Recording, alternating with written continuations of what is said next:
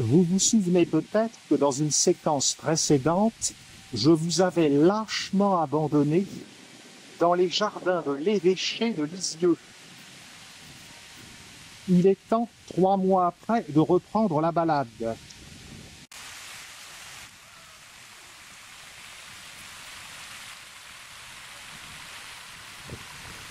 Nous allons redescendre sur le boulevard Carnot qui est en contrebas.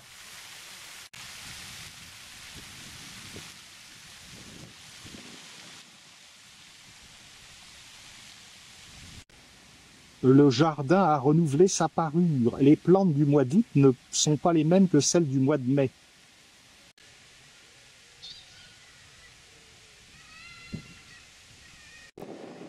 C'est par ici que ça se passe.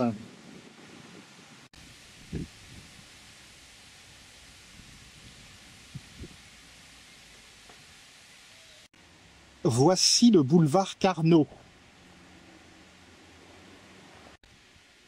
Oh, pourvu que je ne ressorte pas comme Coluche dans Banzai. Lisieux est bien tranquille pour un pont du 15 août. Montons et empruntons à gauche la rue du Maréchal Foch. Une belle maison d'antan, comme on n'en construit plus de nos jours.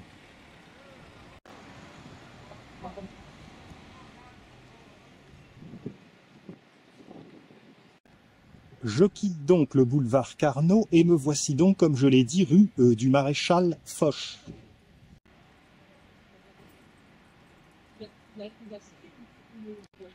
Je me dirige en fait vers les Buissonnets, c'est-à-dire la maison familiale de la famille Martin, où a habité Sainte-Thérèse.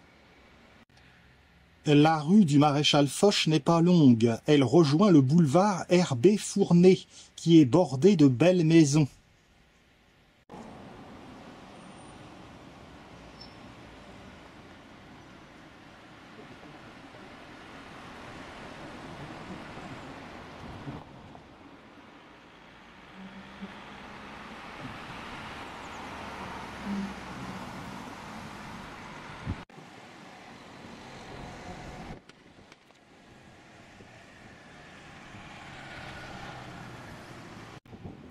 J'avais déjà filmé Lisieux, mais ces endroits pour moi sont inédits. Et cette promenade me paraît super agréable. Et j'espère que vous partagez mon sentiment.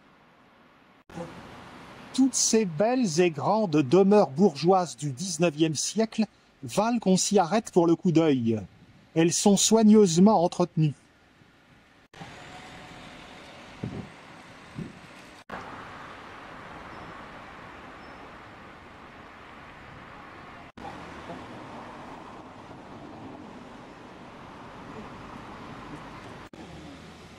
Comme vous le savez, j'aime bien sortir des sentiers battus et filmer des choses pas nécessairement très touristiques.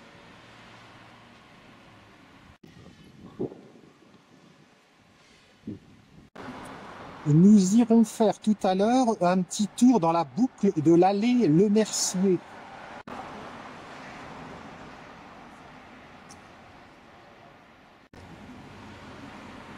Voilà, les Buissonnets, c'est par là. Il ne faut pas oublier que si Thérèse Martin a habité à Lisieux, elle y est morte, elle est cependant née à Alençon.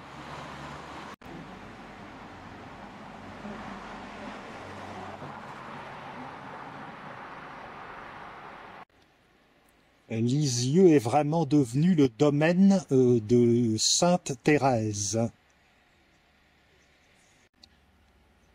Ce cotinus est dans tout l'éclat de sa floraison. Lisieux est vraiment belle, pleine de charme caché. Et j'espère bien ne pas avoir fini de vous le montrer. Une statue de la brave enfant. Bah oui.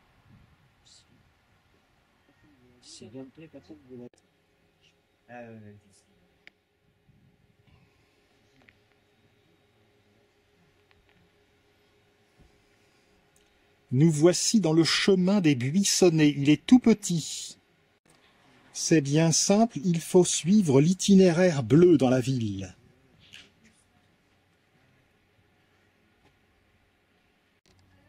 Voici la fameuse demeure en question. Vous ne profiterez pas du petit jardinet, il est déjà fermé à cette heure-ci. Une de ces allées à l'ancienne. Je ne m'attendais pas à trouver ça à Lisieux. Sainte Thérèse a écrit « C'était le nid gracieux de mon enfance que je ne devais plus revoir » quand elle est entrée au Carmel. Si j'ai le temps cet après-midi, je reviendrai. Nous verrons. Je ne promets rien. Un panneau pédagogique offre toute indication utile concernant l'endroit. Née en 1873 à Alençon et morte en 1897 à Lisieux, Sainte Thérèse, Thérèse Martin, a perdu sa mère en 1877. Très rapidement donc. Et son père donc l'a emmenée dans la maison des Buissonnets de Lisieux, où elle a vécu une dizaine d'années avant d'entrer au Carmel. Redescendons à présent et allons voir cette fameuse allée Le Mercier qui est très pittoresque. Vous savez que Thérèse Martin était écrivaine, puisqu'elle a écrit Histoire d'une vie dans sa dernière année, à partir de 1896, à la demande de sa sœur Pauline. On revient dans le boulevard Herbé Fournet et donc nous allons tourner sur la gauche un peu plus loin.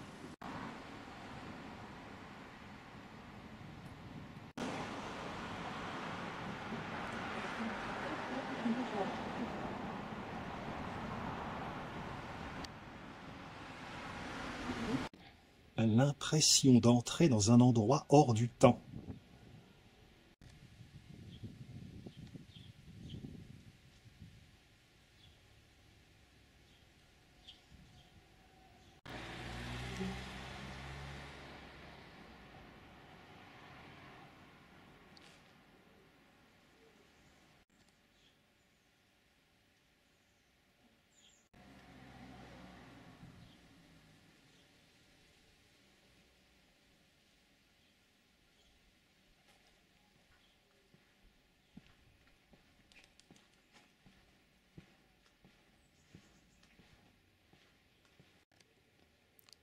Ça fait très vieille France, et c'est tant mieux.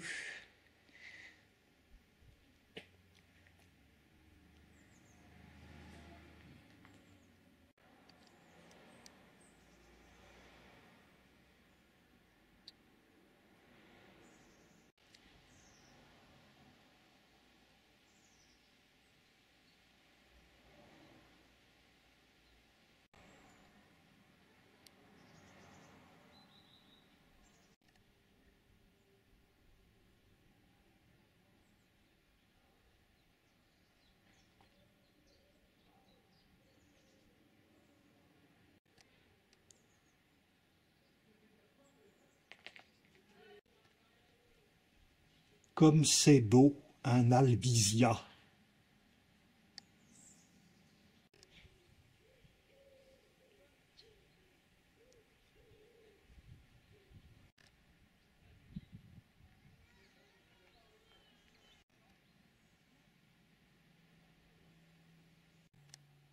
La campagne en plein Lisieux. Talmont-sur-Gironde? Non, Lisieux.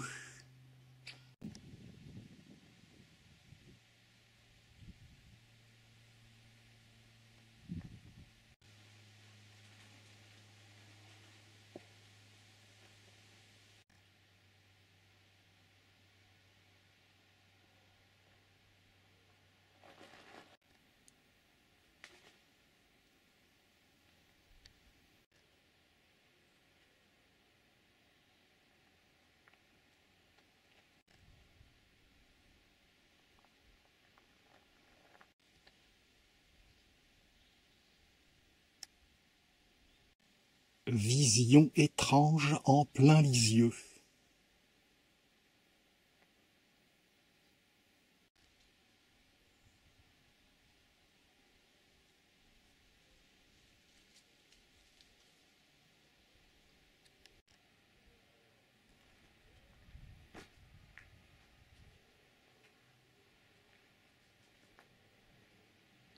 Redescendons à présent vers le boulevard.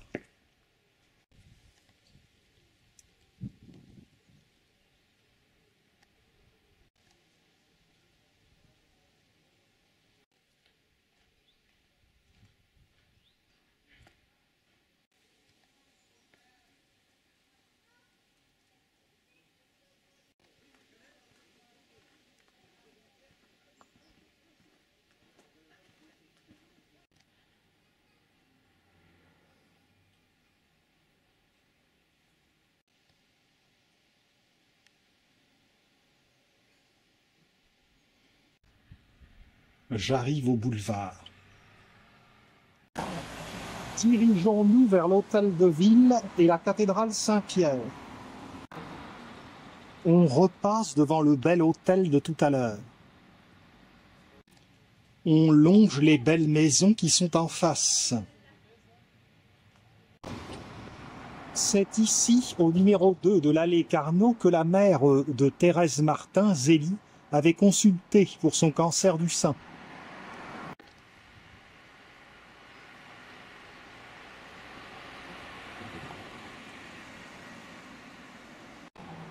Poursuivons vers le lycée Guizot. C'est en fait une école, d'après ce que me dit mon petit guide. Il y a ici encore de très belles demeures. Juste à côté, un charmant petit square.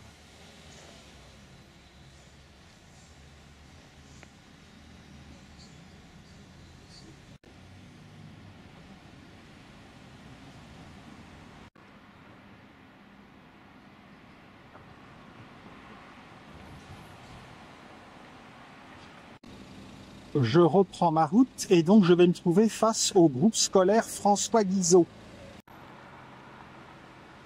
Revoilà l'avenue Carnot. Encore une belle demeure rescapée des bombardements de 1944.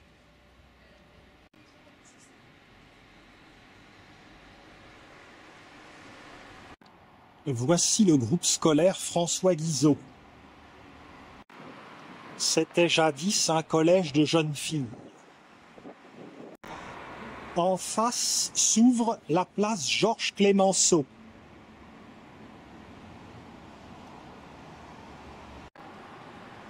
Quelques demeures anciennes encore de ci, de là. La plaque place Georges Clémenceau porte la mention Père la Victoire. Descendons la place. Nous voyons alors une merveille, l'hôtel du Haut-Doyenné. L'endroit à présent est le conservatoire de musique et de danse.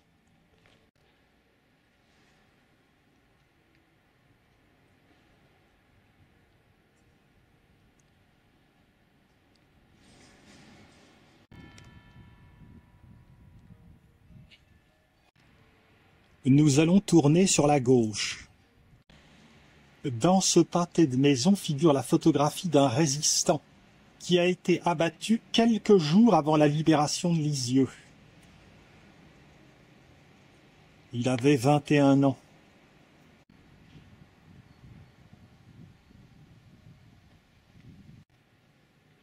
Empruntons la petite allée sur la droite pour rejoindre le jardin de l'évêché que nous connaissons bien. Cependant, nous allons avoir une très belle vue sur le chevet de la cathédrale Saint-Pierre. Face à l'allée, encore et toujours des belles maisons. Donc l'allée nous conduit dans les jardins de l'évêché. Vous allez voir, la vue sur la cathédrale est saisissante.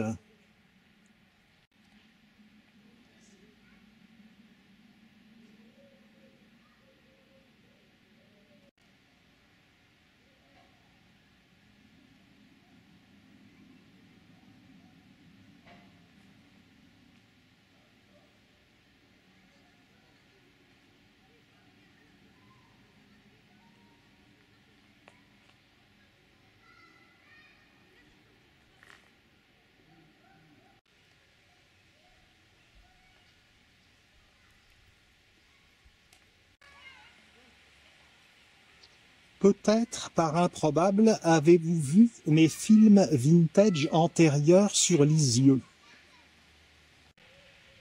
Dans l'une de ces séquences, je fais une allusion à l'évêque Pierre Cochon, tristement célèbre dans l'histoire de France. Je déclare dans la séquence que l'évêque Pierre Cochon est enterré dans la cathédrale de Lisieux. Cependant, le film se déroule et tout reste en plan, je ne montre rien. L'évêque Cochon passe à la trappe, remarquez qu'il l'a bien mérité. Il me faut donc dans ce film apporter quelques précisions concernant l'évêque Pierre Cochon. Il me faut remédier à mon oubli. Mais qui était donc ce sinistre Pierre Cochon qui a mené Jeanne d'Arc au bûcher le 30 mai 1431 sur la place du Vieux Marché à Rouen?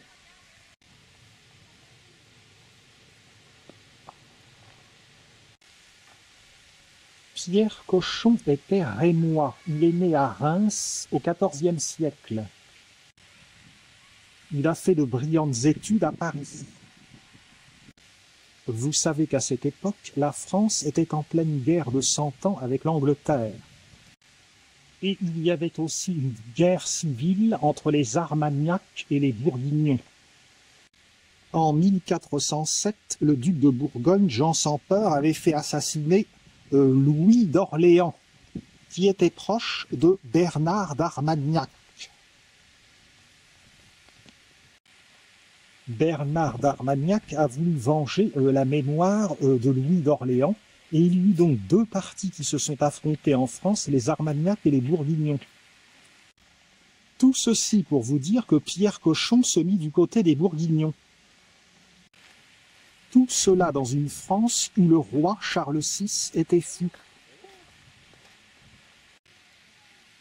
Il y eut le désastre de la bataille d'Azincourt en 1415, le traité de Troyes en 1420, qui désignait le roi d'Angleterre comme le successeur de Charles VI. On sait dans ce contexte l'épisode, la saga de Jeanne d'Arc, qui se mit au service donc de Charles VII, le fils sacré à Reims, mais elle fut plus tard capturée et il y eut un procès à Rouen, présidé par Pierre Cochon. Pierre Cochon fut évêque de Beauvais et il était à la solde des Anglais. Le procès fut truqué et Jeanne fut brûlée. Après ce brillant exploit, Pierre Cochon ne fut jamais puni. Il fut évêque de Lisieux et il mourut à Rouen en décembre 1442. Mort à Rouen, mais donc enterré à Lisieux, dont il était évêque. Plus tard, sa mémoire sera flétrie dès 1456 lors du procès de réhabilitation de Jeanne d'Arc voulu par Charles VII. En effet, le roi Charles VII ne voulait pas qu'on dise qu'il devait son trône à une sorcière. Donc, allons voir la cathédrale pour voir la dalle funéraire de Pierre Cochon.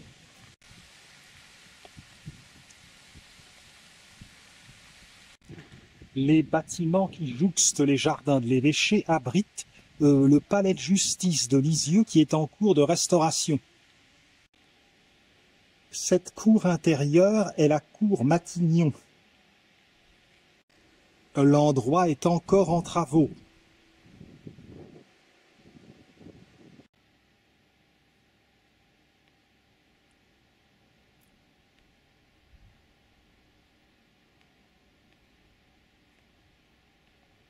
La cour Matignon est dominée par la cathédrale Saint-Pierre.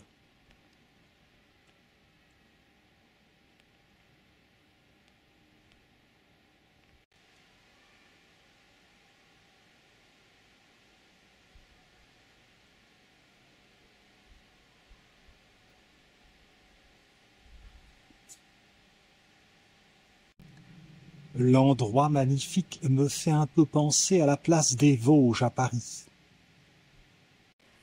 Gagnons la place François Mitterrand qui est de l'autre côté.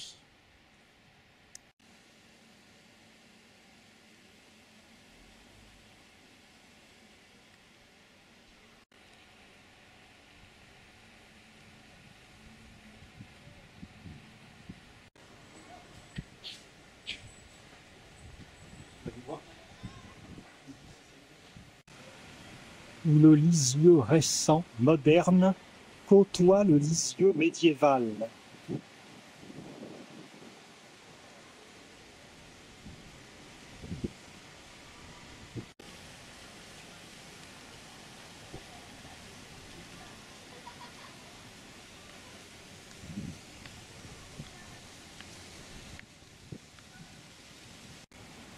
L'extérieur de l'ancien palais de l'évêché.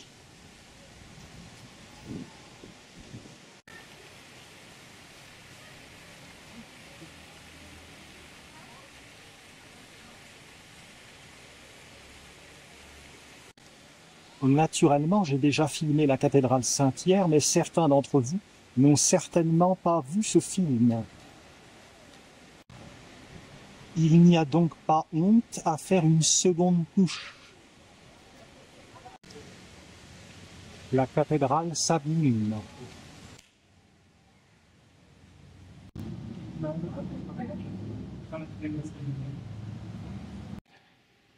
Les piliers portent des chapiteaux massifs.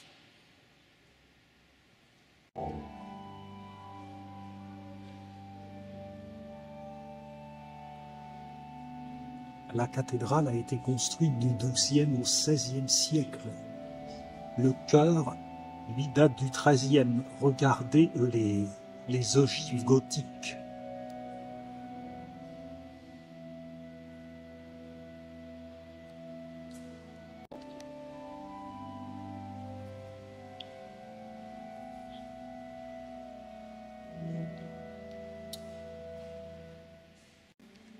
Cette cathédrale est une grande rescapée. Quand on songe aux violents bombardements de 1944.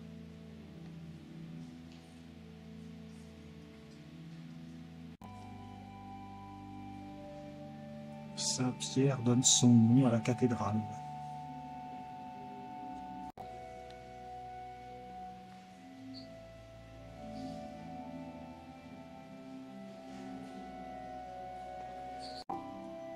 Chapelle de l'Annonciation.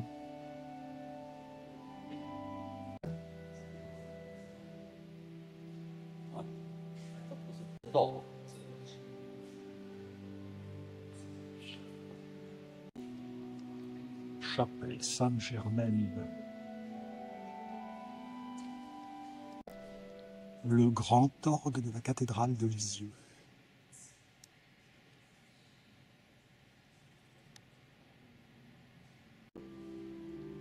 Chapelle Notre-Dame de Notre-Dame.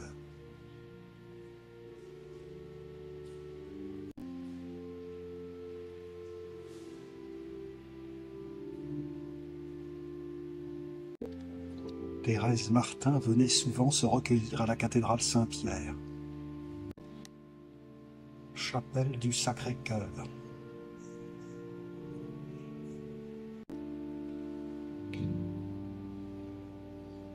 Chapelle Sainte-Expédie.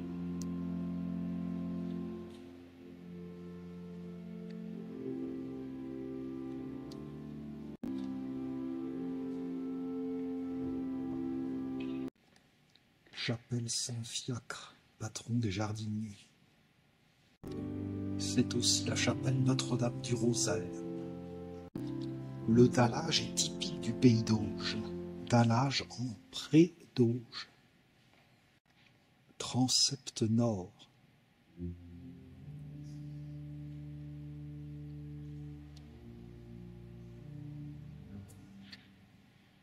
Et la tour-lanterne, comme il y en a souvent en Normandie.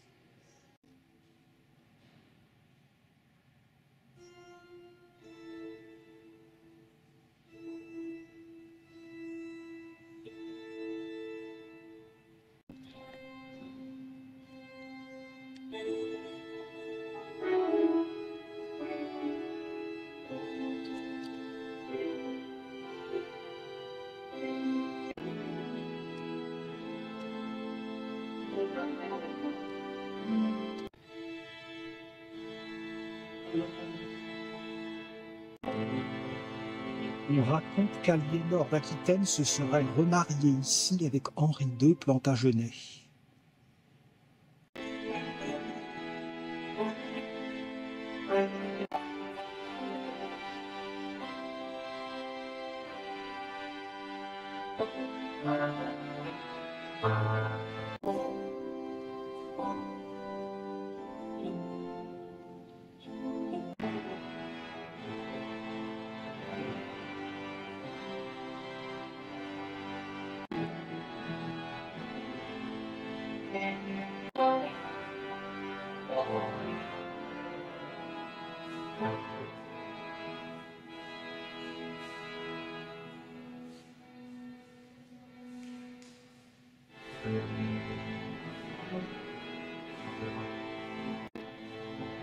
La chapelle axiale.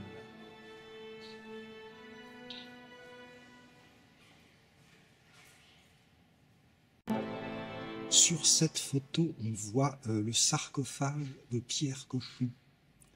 En effet, il est mort, donc, comme je l'ai dit, en 1442 à Rouen, et il avait été inhumé ici, à Lisieux. Il avait un monument funéraire qui a été détruit au début du XVIIIe siècle parce qu'il y a eu des travaux. Ne restait que son sarcophage. Aujourd'hui, il y a une urne. Ses ossements étaient déposés dans une urne.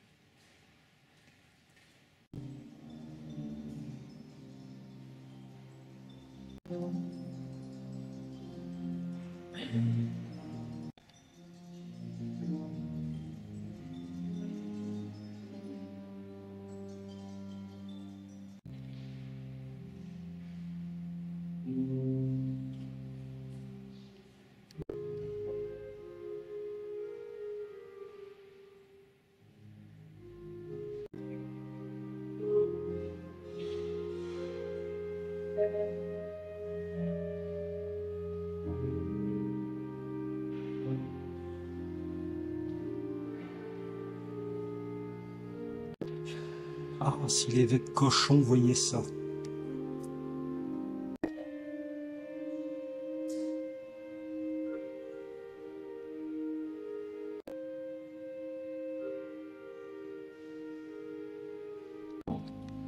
Voici le transept sud.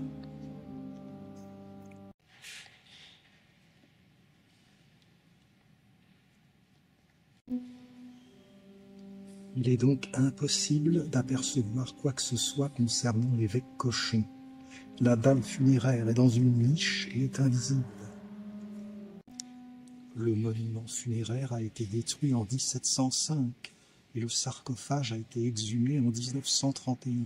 Les restes de l'évêque ont été donc placés dans un coffret qui a été remis dans le mur de la chapelle axiale. Il est invisible lui aussi.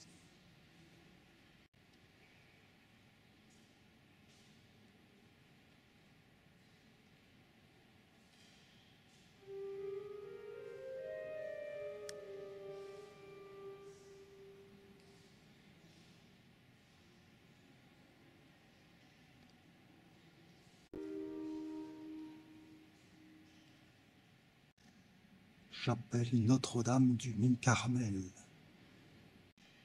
Chapelle Saint-Benoît.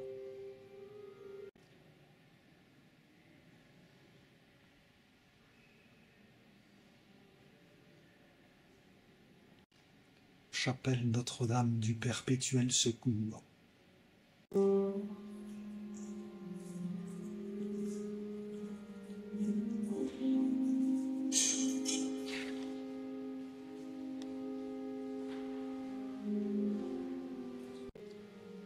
Chapelle Sainte-Anne. Chapelle du Souvenir.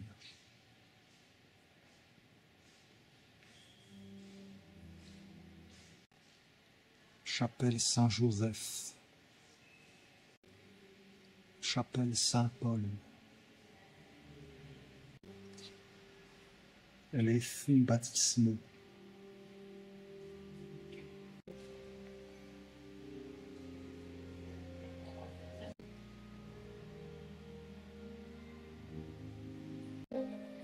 Une des chapelles du flanc offre une sortie.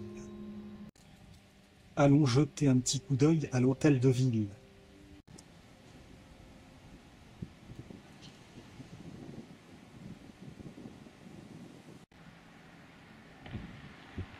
Allons voir les petits jardins avant, au chevet de la cathédrale.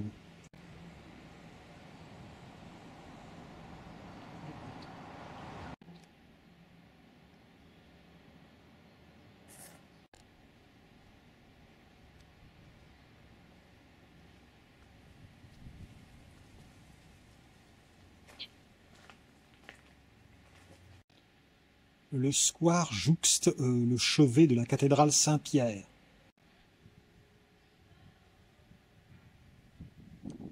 On y a une belle vue sur des maisons anciennes épargnées.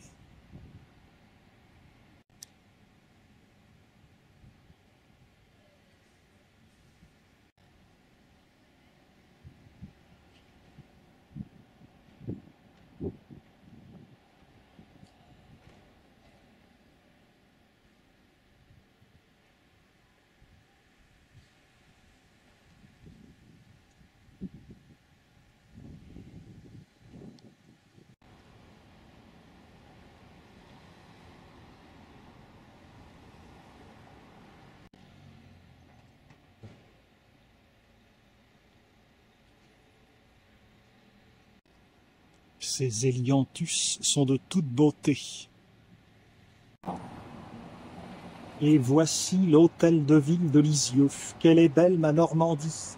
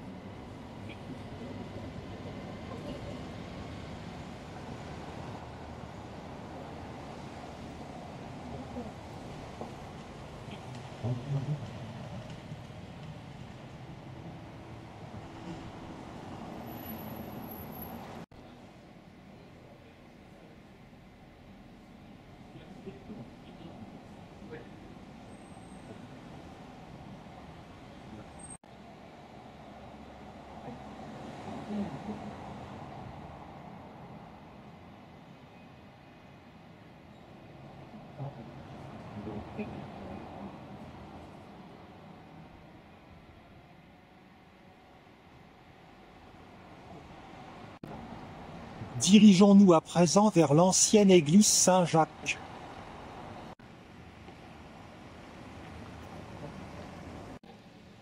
Observons encore des pâtés de maisons anciennes rescapées. Empruntons la moderne rue aux Chars.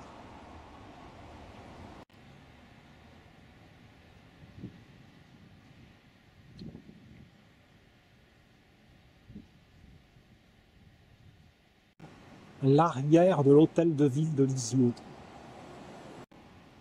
En face, le théâtre.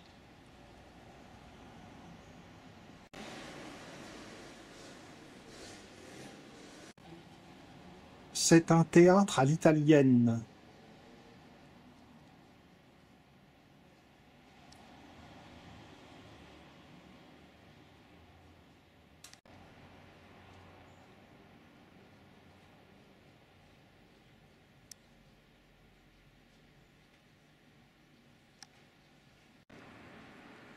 poursuivons.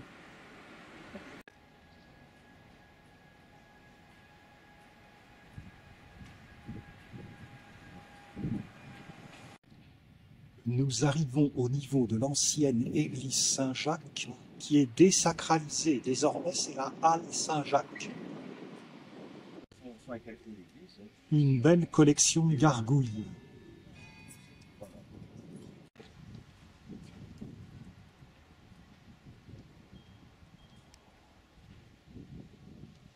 Mais évidemment, la maison a été détruite.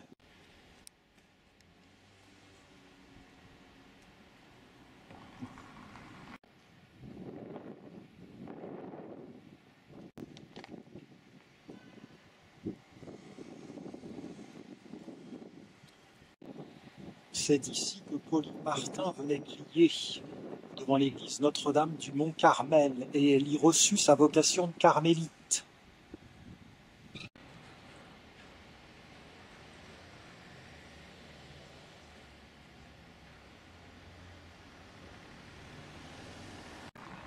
Nous allons monter vers la basilique.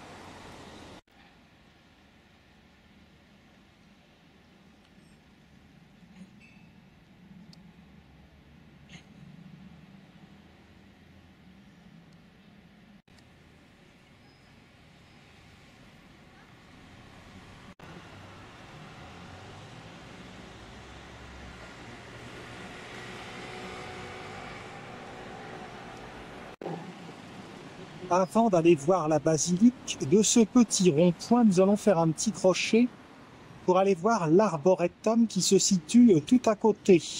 Et nous passons de ce côté. Je remonte l'avenue Jeanne d'Arc. Je vais emprunter l'impasse Jeanne d'Arc, ce petit passage en surplomb.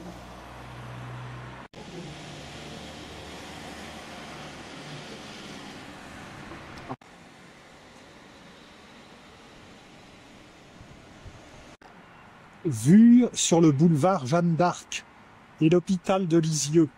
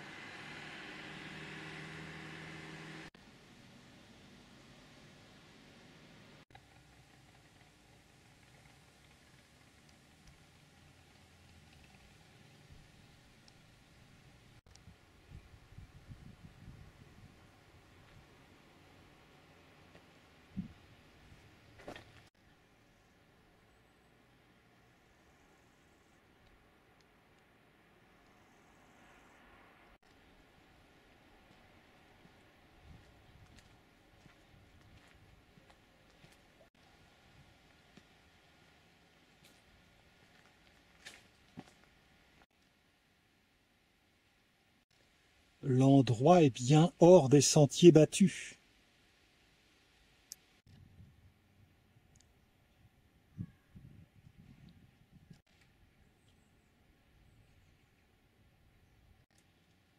Nous ne sommes pas très loin de l'arboretum de Lisieux.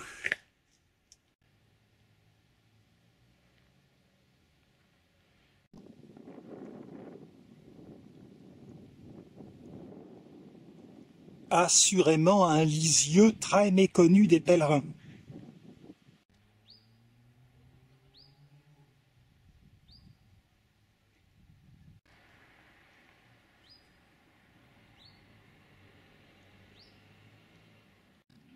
L'arboretum devrait être par ici. Nous sommes tout à proximité de la basilique.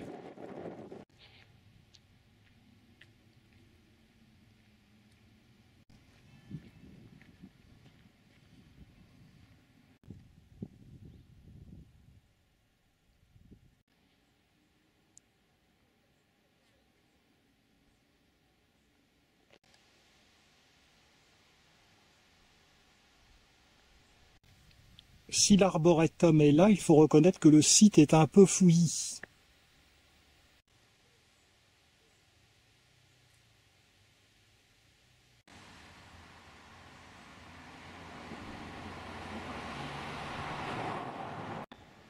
Montons. Il y a en tout cas de beaux arbres le long de la basilique.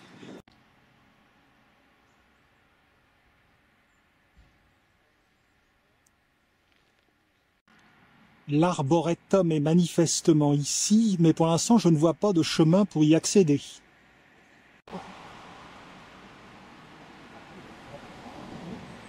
En voici un.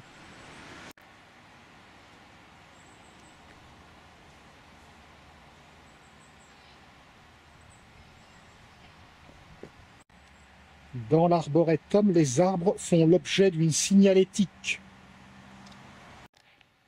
Mais cette curiosité est secondaire. Il faut aller voir la basilique.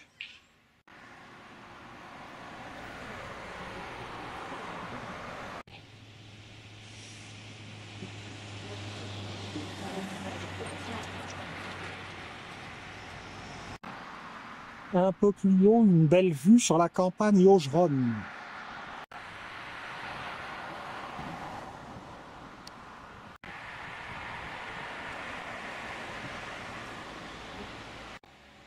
Traversons. Redescendons et rejoignons la basilique.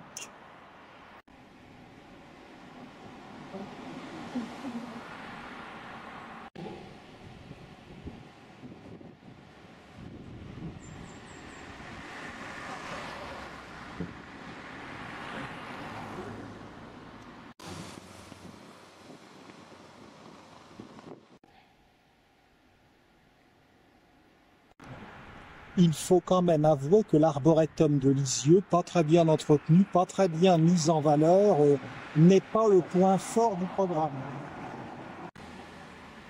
Nous voici revenus près de notre point de départ lors de la première séquence.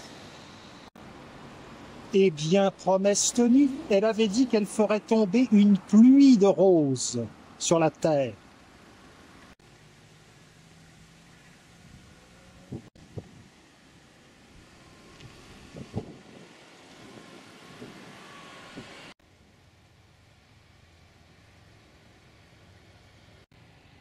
La basilique de Lisieux est sans aucun doute l'un des plus importants bâtiments religieux construits au XXe siècle en France.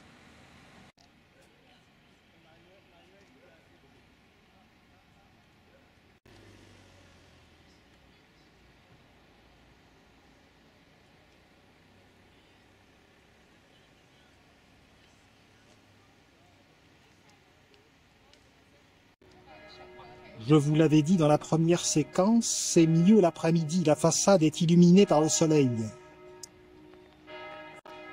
On a commencé à construire l'édifice en 1929 et il est en béton armé. Le dôme atteint presque 100 mètres et il paraît qu'on peut le visiter, mais je ne vois personne.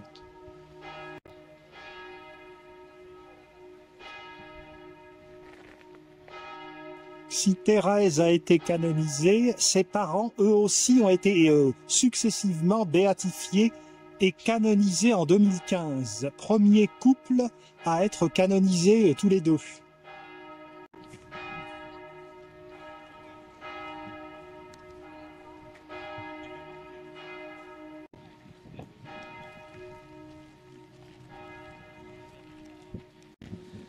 Le campanile n'a pas été fini, faute de fond. Là, c'est l'entrée de la crypte où se trouvent les reliques des parents de Thérèse Martin.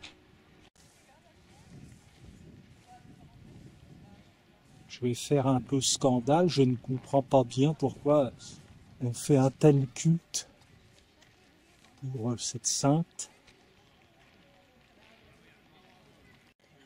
L'essentiel, c'est qu'il y ait un beau monument et que ça fasse marcher le tourisme.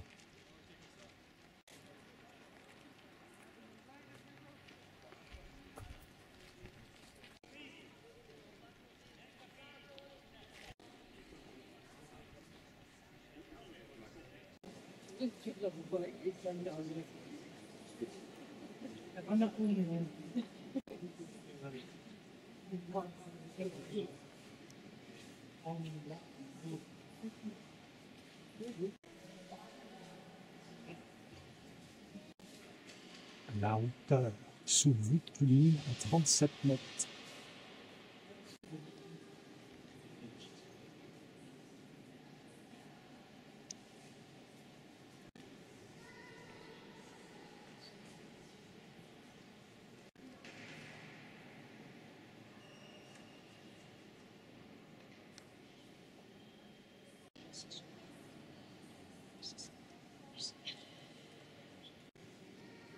Et voilà les parents.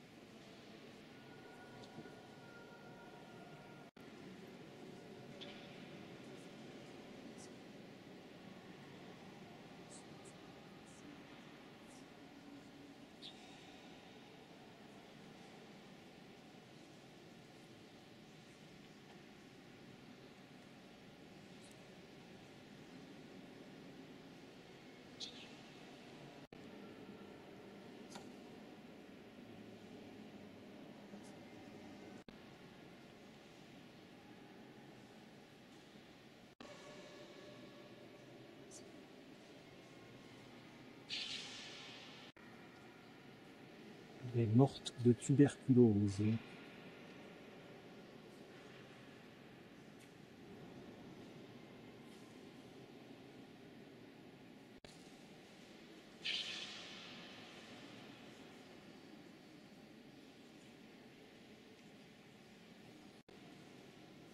Style romano-byzantin.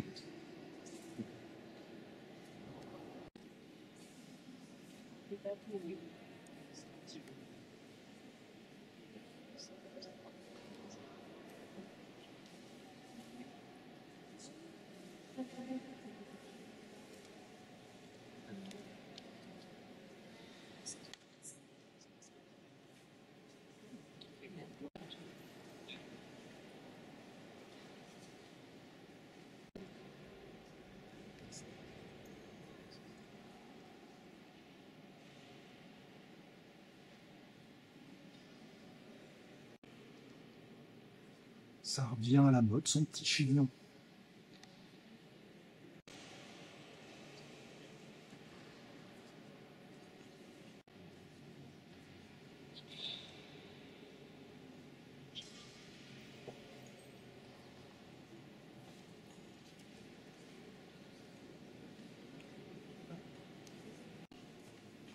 Ici, les ossements d'un bras de Sainte Thérèse de Lisieux.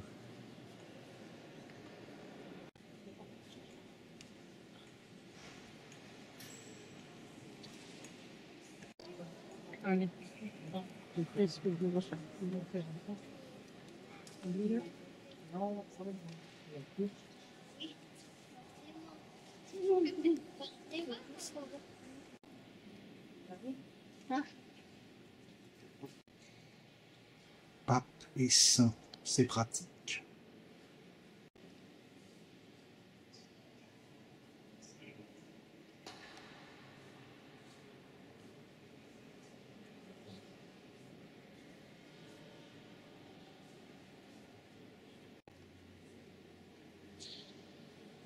Et oui, il y a eu une autre Sainte Thérèse.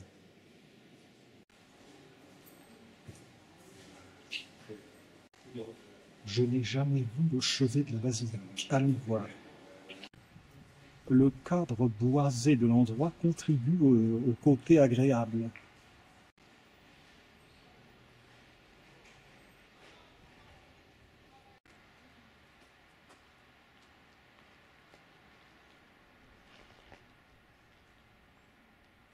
De tout temps, Lisieux a été porté sur la religion, même avant Sainte Thérèse, car en effet l'évêché de Lisieux était puissant autrefois.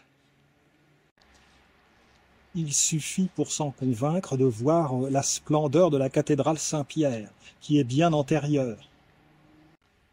Donc, voyez-vous, par là, je n'ai pas le souvenir d'être jamais allé. Peut-être quand j'étais petit avec mes parents. Allons faire un tour.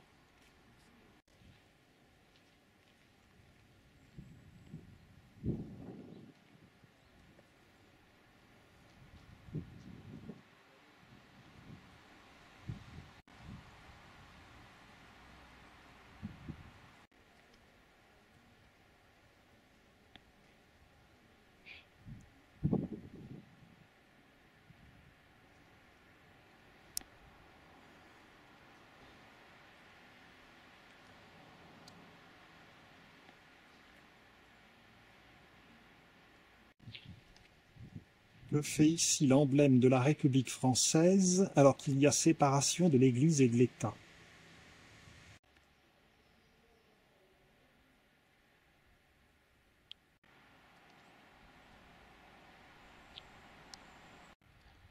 En tout cas, un édifice qui réjouit les amoureux d'architecture.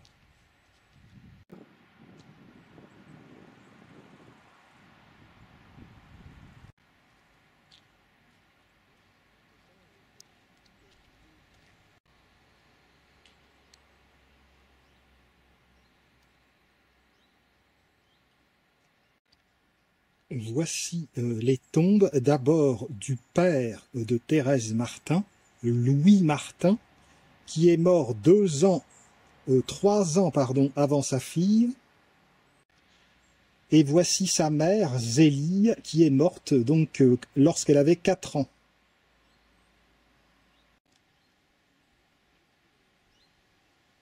Ils sont enterrés donc devant le chevet de la basilique.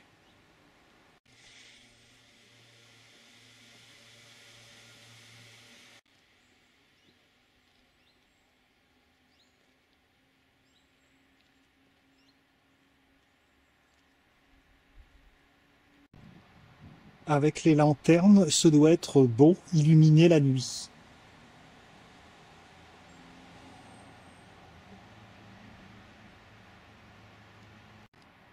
Redescendons.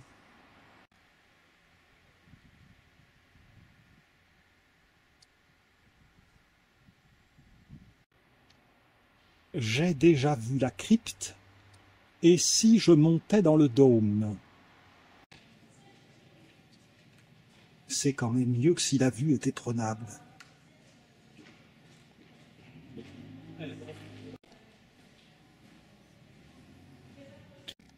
La montée dans l'escalier révèle que c'est bien du béton armé. Voilà, pour la modique somme de 3 € sans ascenseur, j'arrive au dôme. Il faudra encore monter après.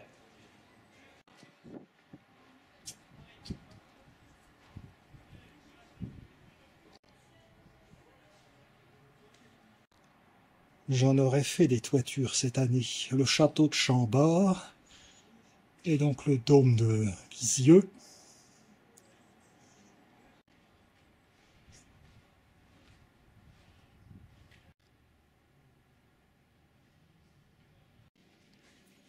C'est effectivement mieux dans ce sens-là.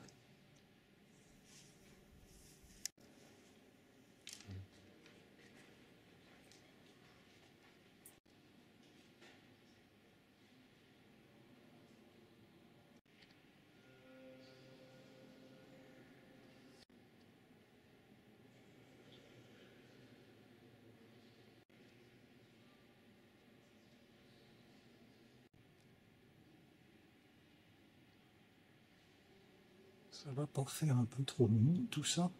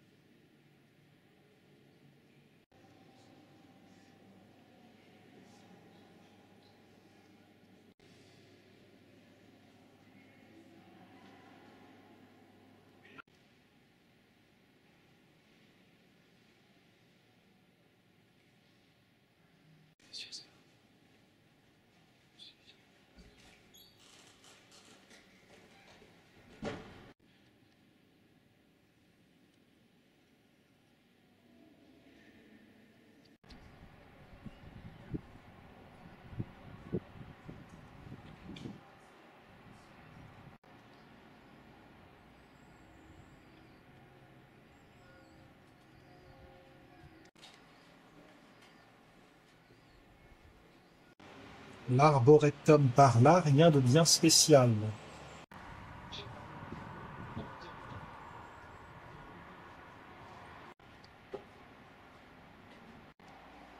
Et ça recommence.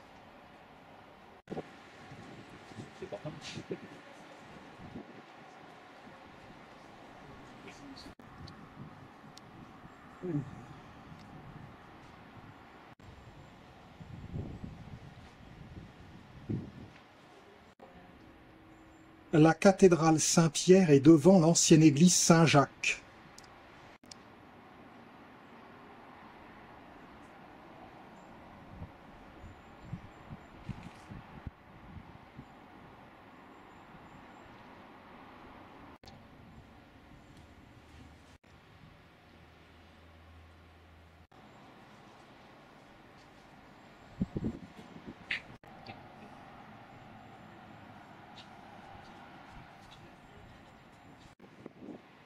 La campagne lexovienne est magnifique, paraît-il.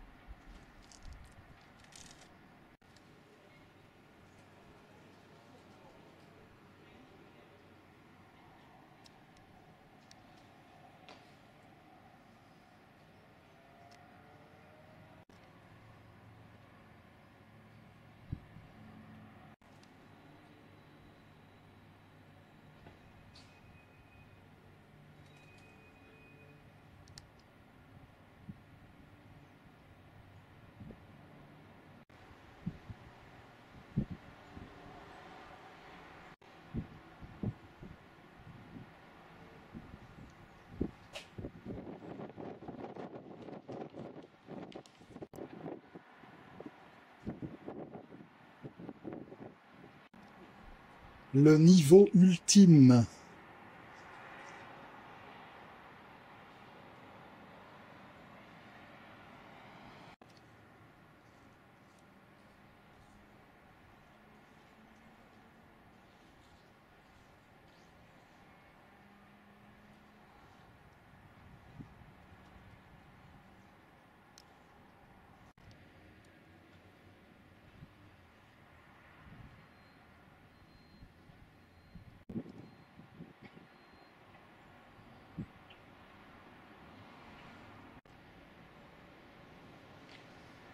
Voilà pour la visite du dôme de la basilique de Lisieux.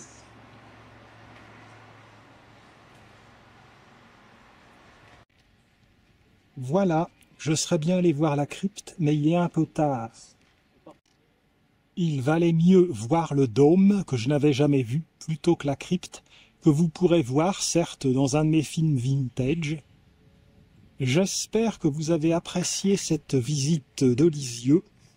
Alors je sais qu'il y a des lexoviens qui vont pousser des hauts cris en disant que j'ai oublié telle ou telle chose, c'est bien possible. Mais après tout, je ne suis pas encore entre six planches, donc je pourrais peut-être revenir à Lisieux pour voir d'autres aspects. Nous verrons. À très bientôt. En tout cas, si j'arrive entre six planches, vous pouvez me faire confiance. Je vais pousser au derrière de Sainte-Thérèse de Lisieux pour qu'elle nous envoie la pluie de roses promise. C'est dit.